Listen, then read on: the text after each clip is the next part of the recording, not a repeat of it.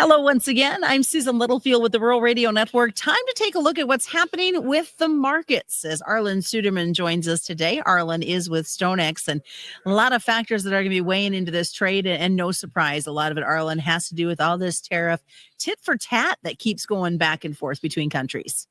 Yeah, I think the grain and oilseed markets are tiring of it. That's where we're generally seeing the weakness. There's a fear of retaliation from Canada and Europe.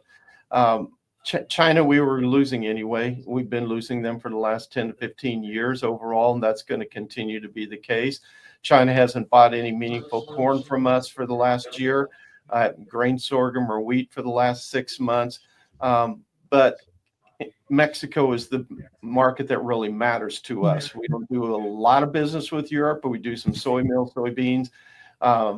I think our beef supplies that they're threatening right now, maybe about 2% of our trade overall. Canada threatening to limit the amount of crude oil that they sell down in the Midwest, which could raise our fuel prices now as we go into spring planting season. They are threatening to limit the amount of ethanol they purchased last year. They imported about 675 million gallons of ethanol from the United States. They're our number one customer, so that could be a factor. Outside of that, Mexico is what really matters and what we're primarily focused on. But the markets just have that negative tone today because of all the tariff talk and fear how just it may continue to spiral. But when we look at everything in the big picture, Mexico is the one that we still really need to keep that working relationship going with as people applaud. Yeah, about 1 billion bushels of corn imports. They're our number 2 importer of soybeans. They're a big importer of soy meal, number 1 importer of pork.